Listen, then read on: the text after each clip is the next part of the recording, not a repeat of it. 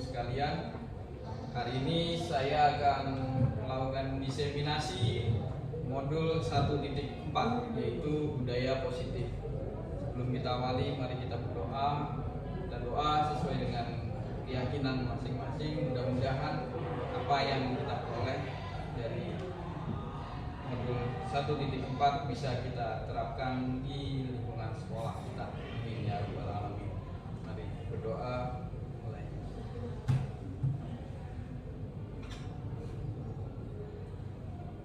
Amin ya rabbal alamin. Berdoa selesai. Perkenalkan, saya Wadullah, CGP Angkatan 11 Kota Kediri, akan melakukan diseminasi. Sebelumnya agar pertemuan ini bisa lebih semangat lagi, kita briefing dulu ya, seperti biasa untuk menyemangati ya, pakai tepuk semangat. Tepuk 1 yes, tepuk 2 oke, tepuk 3 semangat. Baik, mari sama-sama. Tepuk 1 tepuk 2 tepuk 3 alhamdulillah. Terima kasih banyak Bapak Ibu sekalian. Saya akan mempresentasikan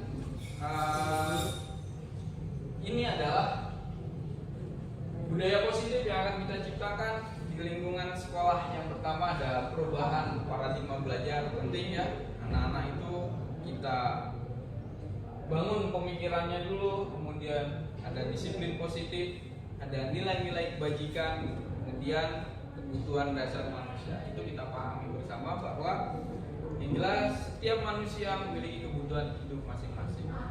Yang keempat, perilaku ya. Perilaku ini yang akan memotivasi dia mau melakukan apa, mau berbuat apa. Yang keenam adalah posisi kontrol guru, dan yang paling penting ada keyakinan kelas, kemudian segitiga restitusi. Ini adalah satu kesatuan dalam menciptakan budaya positif. Nah, di awal kita memikirkan bahwa pembelajaran yang menggunakan paradigma baru sebagai prinsip pembelajaran berdiferensiasi ya, sehingga para peserta didik belajar sesuai dengan kebutuhan berdasarkan tahap perkembangan dan pastinya mewujudkan profil pelajar Pancasila. Yang pertama, beriman, bertakwa pada Tuhan Yang Maha Esa dan berakhlak mulia. Yang kedua, berkebinekaan global. Dia memiliki pemikiran yang luas. Yang ketiga, ada gotong royong. Itu bagian dari semangat sosialnya seorang siswa. Yang keempat, kreatif. Kreatif ini adalah bagian dari perwujudan ide-ide mereka. Yang keempat, ada bernalar kritis, kemudian mandiri. Ini penting sekali karena anak didik kita akan tumbuh kembang menjadi anak yang dewasa. Nah, ini yang penting kita pahami bersama, bahwa ada miskonsepsi atau ada kesalahpahaman bahwa guru itu mengontrol murid. Bagaimana menurut dengan ilusi atau fakta? Guru pada dasarnya akan memberikan bimbingan dampingan, tidak mengontrol murid. Kamu kesana, kamu kesini. Kemudian semua penguatan positif dan efektif dan bermanfaat. Artinya ini kita pahami, kalau kita memberikan penguatan, kita pahami dulu seperti apa siswa kita.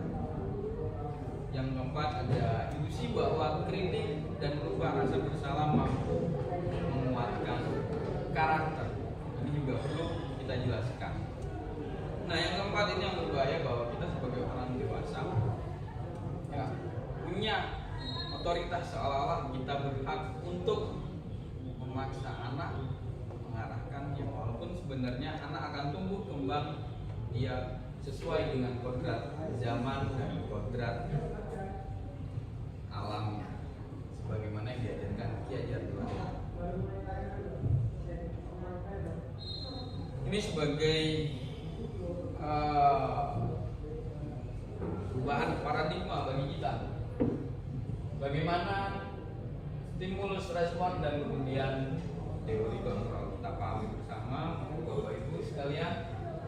Ya, kita baca bahwa pada dasarnya ya kita menganggap bahwa kebutuhan kita sama, tapi pada kenyataannya jelas ada perbedaan dan sampai pada model berpikir menang atau kalah.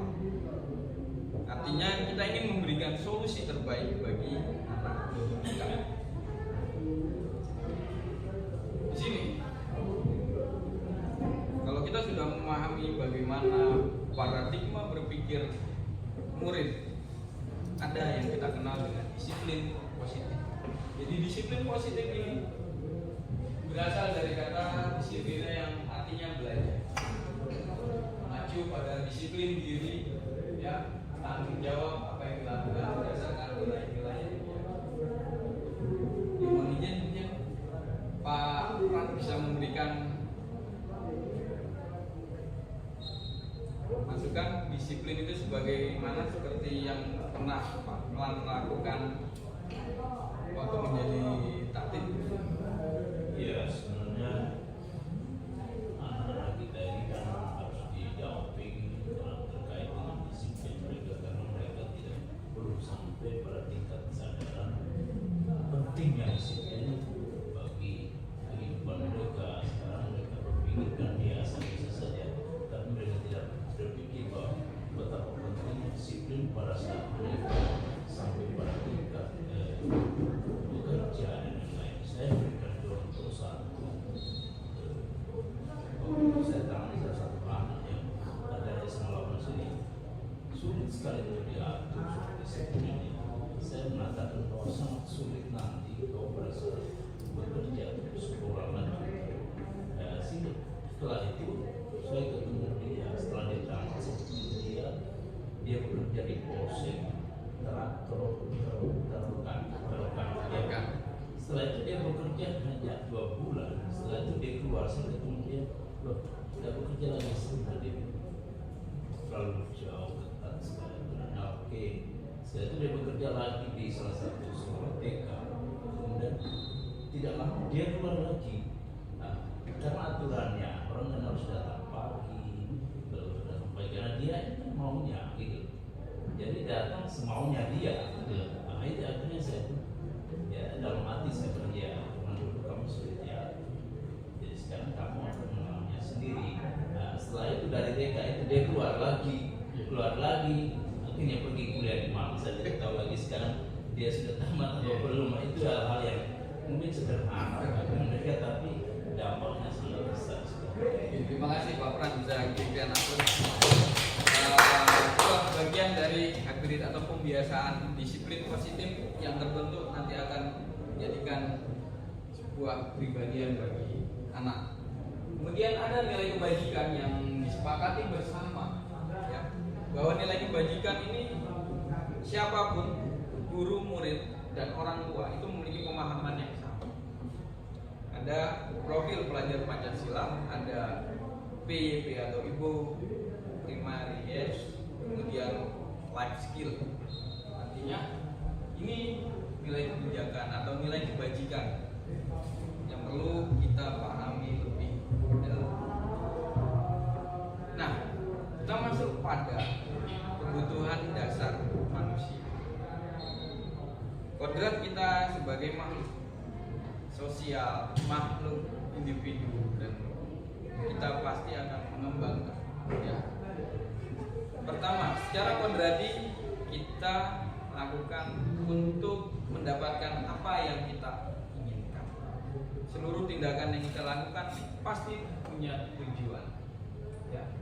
Tujuannya agar apa? Agar kebutuhan dasar kita terpenuhi. Kalau kebutuhan dasar ada primer, sekunder, dan tersier. Ini bagian dari pemahaman kita bagaimana nanti menghadapi murid yang berat. Ada 5 kebutuhan dasar manusia. Yang pertama bertahan hidup. Ini adalah bagian dari kita bisa beradaptasi di mana lokasi, di mana lingkungan kita tinggal. Yang kedua adalah kasih sayang dan rasa terima. Penting bagi kita menganggap bahwa anak kita atau murid kita itu adalah anak kita sendiri. Yang ketiga adalah penguasaan. Ini penting juga. Apa? Karena kadang kita itu menginginkan anak kita tertib saat kita menerangkan tidak perlu pakai HP, fokus pada apa yang kita inginkan. Tapi anak juga punya penguasaan pada dirinya sendiri. Dan yang lebih parah lagi makna tentang kebebasan.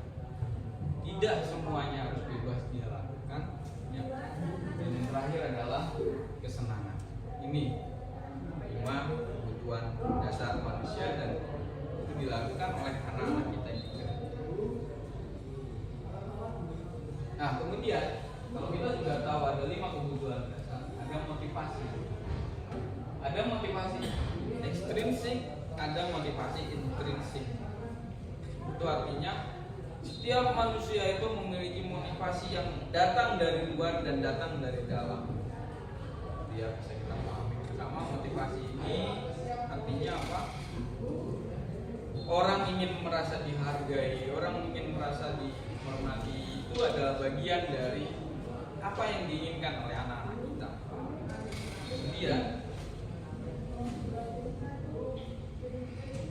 berikutnya ini bagaimana kita memahami makna disiplin, hukuman, konsekuensi, dan restitusi. Jadi jangan sekali-kali kita menganggap bahwa apa yang kita lakukan itu adalah bagian dari tanggung jawab anak. Tidak semuanya hukuman akan memberikan solusi terbaik. Perlu kita lakukan yang namanya restitusi, ya kan? Bagaimana menciptakan kondisi bagi murid untuk memperbaiki kesalahan. Yang kedua adalah proses kolaboratif yang mengajarkan murid untuk mencari solusinya sendiri. Kemudian kita terlambat, jangan kemudian kita hukum begitu saja. Kita lakukan pendekatan, kita ingin tahu, nanti akan kita pelajari bersama. Nah ini yang tadi kita pahami bahwa ada yang namanya peran kontrol. Kemudian ini posisi kontrol sebagai seorang guru. Sudah selayaknya ya. Kita ini ada di posisi mana? Kita bisa introspeksi diri kita sendiri. Dan ini terjadi di lingkungan masyarakat kita, di lingkungan pendidikan kita. Menghukum teman, membuat merasa bersalah, atau memantau. Tapi yang mungkin bisa kita tetapkan pada anak-anak kita, khususnya anak SMA, itu adalah posisi kita sebagai manajer. Kemudian nih, dari 5 posisi kontrol ada beberapa contoh yang bisa kita terapkan. Ini bagi contoh kasus misalnya ada siswa tidak memakai atribut lengkap saat upacara. Kalau dia sebagai penghukum, maka konsekuensi atau apa yang dilakukan guru pasti sifatnya bagaimana anak itu jerah, ya kan? Tapi belum tentu juga jerahnya anak itu kemudian membuat dia nyaman dan merasa lingkungan sekolah itu sudah bisa memfasilitasi dia atau belum. Kemudian yang kedua, membuat merasa bersalah. Itu biasanya dilakukan berapa kali Bapak ini ya, Bu, Bapak merasa kecewa dengan kami. Nah, bahasa verbal seperti itu yang menjadikan anak itu, aku ini ternyata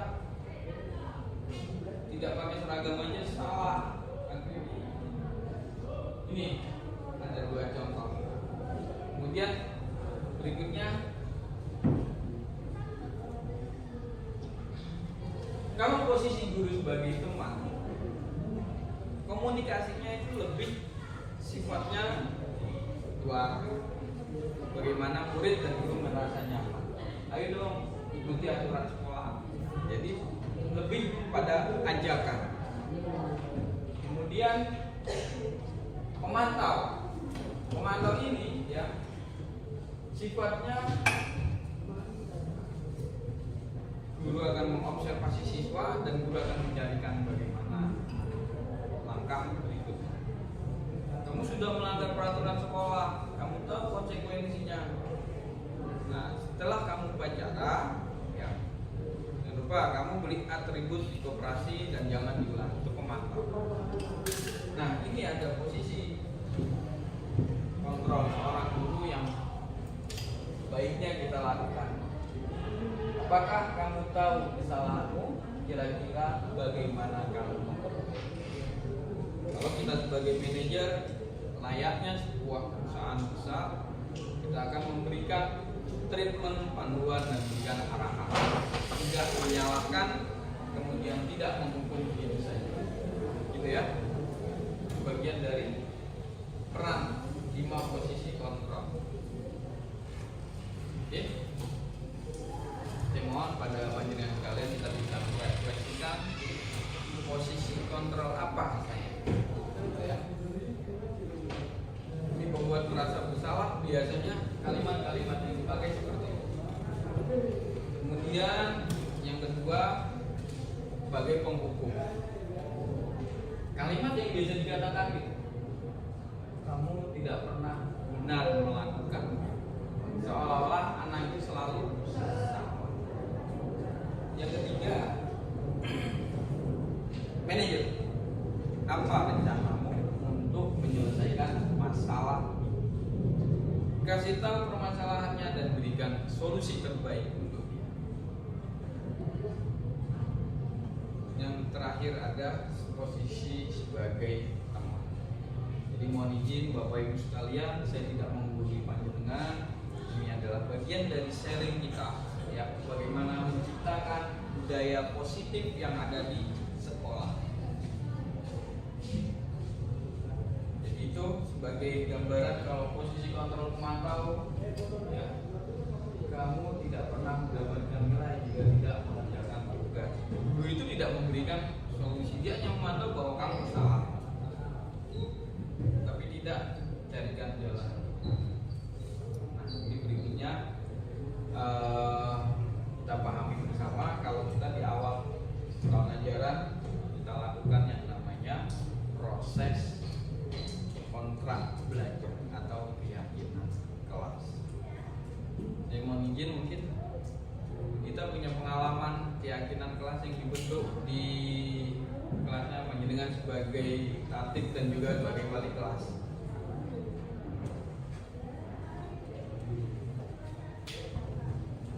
Mungkin bisa membuat peraturan gitu Bu ya, atau gimana? Bisa dijelaskan? Keyakinan kelas itu kan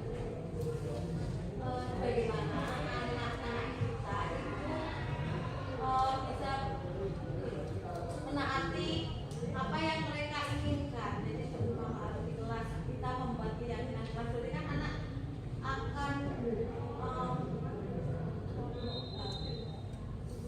ada umpan baliknya komunikasi dengan lebih. apa yang mereka inginkan di kelas itu, bagaimana kelas itu bisa nantinya bisa nyaman untuk ya untuk kita belajar di kelas tersebut. Gitu ya. Terima kasih Bu. Terusnya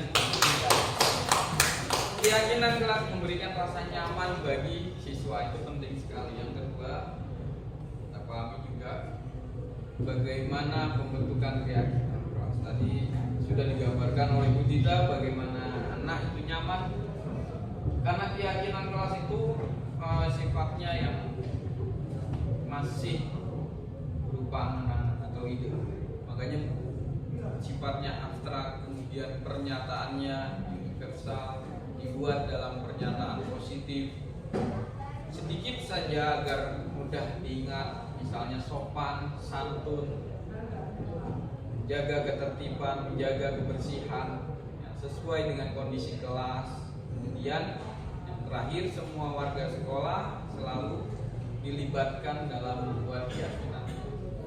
Mohon izin Bapak Ibu sekalian, mungkin ini dari positif yang saya bagikan, bisa berbagi pengalaman bagaimana pembentukan keyakinan kelas di sekolah atau di kelas panjenengan. Monggo.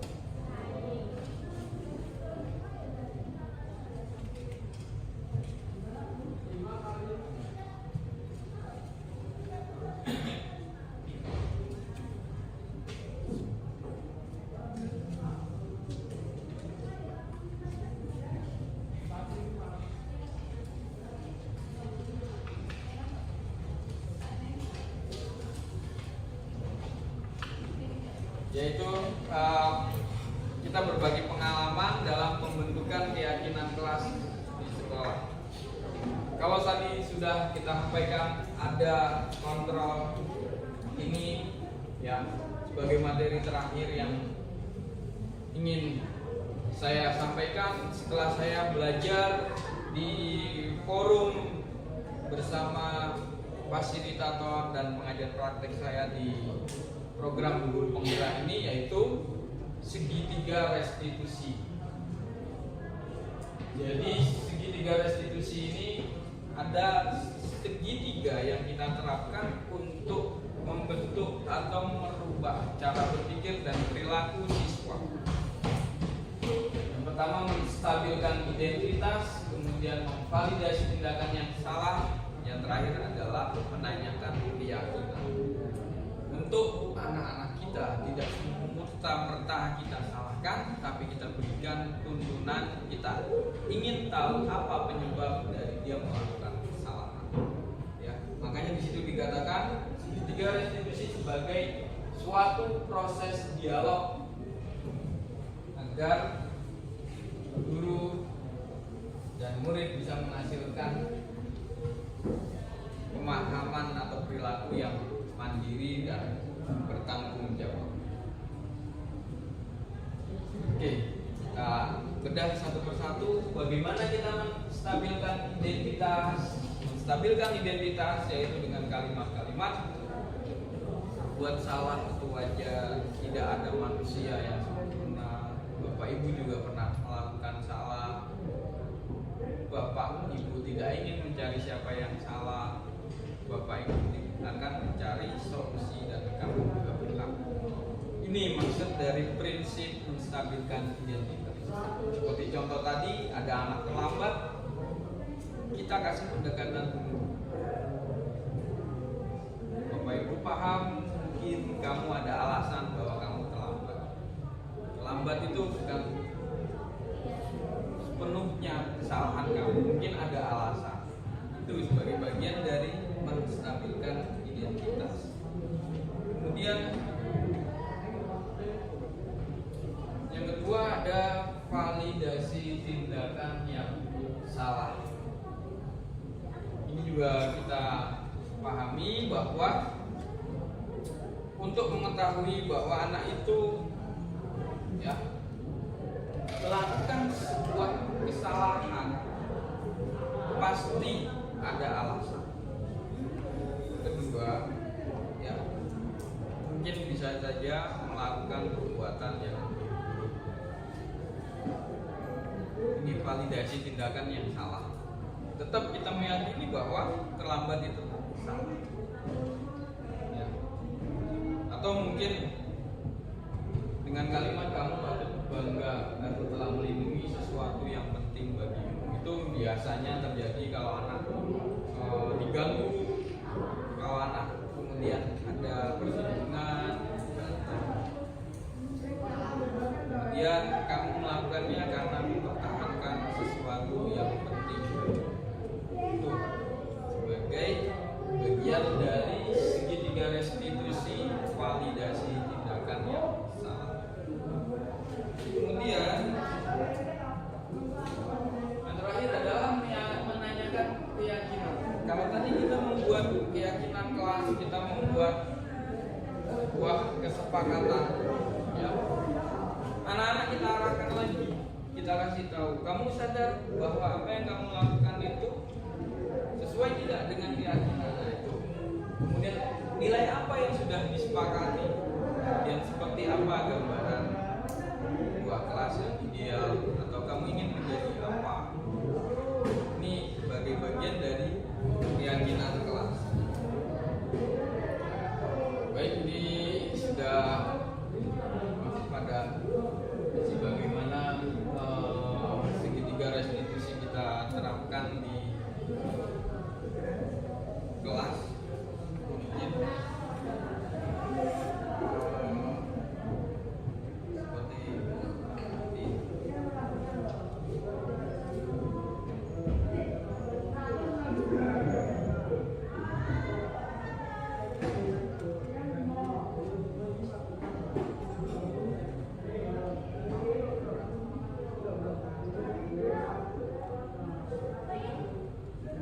ini kemarin saya coba merestitusi, ada siswa yang dia marah karena setelah dia mengerjakan tugas atau ulangan, ya, dia sudah belajar tekun, dia sudah belajar giat, kemudian dicontek oleh teman. Ya, karena merasa bahwa dia tidak dihargai jerih payahnya dan usaha dia untuk belajar secara mandiri tenanan itu diganggu oleh temannya yang ingin mencari keuntungan yang menurutnya daripada saya salah dalam mengerjakan tugas atau mengerjakan ulangan. Nah, ini namanya Mas Aryo, dia marah kemudian sampai melakukan tindakan di luar kontrol dia. Akhirnya saya lakukan restitusi. Dia mendorong temannya dan ya terjadi salah paham di kelas. Sebagai gambaran segitiga restitusi yang sudah saya terapkan. Baik, dalam sesi penutup ini, ya, bahwa program disiplin positif hendaknya guru memiliki standar kepribadian, profesional dan sosial yang baik. Bagaimana guru mampu merefleksikan dirinya dalam posisi kontrol saat ini, ya. Bagaimana perjalanan dirinya sebagai among, makanya dikatakan guru tamong, manajer yang menuntun murid-muridnya menjadi insan yang mandiri, merdeka dan bertanggung jawab. Jadi sebelum saya akhiri ada sesi tanya jawab. Silakan, Bu April menanyakan. Saat kita menyelesaikan permasalahan siswa, khususnya dengan menggunakan segitiga restitusi, itu kira-kira semua siswa dapat merasakan ini ya Pak, istilahnya setelah kita melakukan segitiga restitusi tadi, siswa tersebut menyadari atau tidak akan kesalahannya Pak? Kira-kira gimana? Ya, terima kasih responnya Bu April yang menanyakan apakah setelah kita merestitusi anak kita ada perubahan atau dia menyadari atau tidak. Baik, tadi kita sudah ulas ya, dalam segitiga restitusi kita memastikan secara identitasnya dulu kesalahan apa yang dia lakukan, dia sudah berbuat apa, ya. Dan paling penting kita pahami anak-anak kita, jangan sekali-kali kita tekankan bahwa kamu salah, bahwa perbuatanmu itu tidak benar. Buka ruang dialog. Di situ yang penting bagi kita, sehingga munculkan sebuah keyakinan kelas. Apa yang kamu lakukan itu sudah sesuai atau belum dengan keyakinan kelas yang kita sepakati. Nah itu saya jadi dia bisa merefleksikan apa yang dia lakukan sudah benar atau gitu ya. Jadi itu bagian dari bagaimana kita melakukan segitiga restitusi. Memang prosesnya panjang sekali dan sangat membosankan. Terima kasih Bu April atas responnya. Monggo Bu Dia punya masukan dalam forum ini? Saya juga ada masukan dari Pak, saya mau tanya. Iya. Bisa nangkap saya tadi kalau sebagai diskusi itu bukan personalnya. Kalau misalkan ada satu kelas yang muridnya itu bermasalah, itu bagaimana caranya pendekatannya? Iya, terima kasih Bu Dias. Pertanyaannya, ketika ada satu kelas, ya kan, memang ini yang berat kalau kesalahan itu dilakukan secara komunal dalam satu kelas gitu ya. Memang tetap kita punya pemikiran yang positif bahwa mungkin pada saat kondisi itu mereka kurang bisa mengontrol diri, kita pahami. Jadi kalau dalam satu kelas, biasanya yang terjadi satu kelas itu ada 1-2 anak yang dijadikan sebagai pemicunya. Jadi kita memetakan dulu siapa sumber permasalahan itu. Kita nggak mungkin juga satu kelas itu bermasalah, karena memindah-mindah atau memisah satu kelas itu juga akan muncul permasalahan baru di kelas berikutnya. Jadi kita petakan dulu, ada 1-2 anak yang bermasalah, ya itulah yang akan kita restitusi lebih awal. Kalau memang ada keyakinan kelas yang tidak sinkron, tidak cocok dengan mereka, kembali kita ajukan, kembali kita buat kesepakatan kelas. Jadi itu ya sebagai upaya dari kita. Jadi mohon nanti Bapak Ibu sekalian bisa memberikan umpan balik dari apa yang saya utarakan ya. Ini dalam rangka mengimbas atau memberikan pemahaman bahwa budaya positif yang dicanangkan oleh PBGP Jawa Timur ya, sebagai program guru penggerak itu bisa kita terapkan di lingkungan sekolah kita.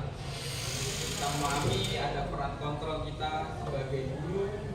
Sebagai guru itu punya banyak peran kontrol. Kadang kita pun juga melakukan itu di luar kendali, di luar kemampuan. Ya, terima kasih. Mungkin terakhir silakan ibu yang punya masukan, silakan Pak. Ya. Mungkin sedikit menanggapi dari apa yang disampaikan. Iya. Mungkin kita mungkin sebagai guru kita bisa bersikap humanis terhadap para siswa dan dengan melakukan apa itu restitusi yang nanti. Tapi terkadang ada juga yang siswa mungkin terlalu susah untuk kita arahkan dan kita manajerial sedemikian rupa. Dan mungkin bisa jadi siswa itu yang memang biasanya mungkin sulit saja untuk diatur, jadi sulit juga di manajerial. Jadi apa yang mungkin bisa dilakukan untuk kami Gitu ya. Nah, ya terima kasih masukannya. Iya, ada hal yang perlu kita introspeksi dari diri kita, gitu ya. Sebagai penutup, jadi mohon itu bisa dijadikan umpan balik bagi saya, ya. Silakan dituliskan sebagai masukan-masukan dalam presentasi yang saya buat. Sebagai akhir, saya akan ucapkan terima kasih banyak karena lingkungan sekolah yang positif itu tujuannya adalah lingkungan yang bisa mendukung siswa untuk menjadi lebih baik lagi. Sebagai kalimat akhir, kurang lebihnya mohon maaf kalau ada kekurangan dari apa yang saya sampaikan ya. Saja, assalamualaikum warahmatullahi wabarakatuh.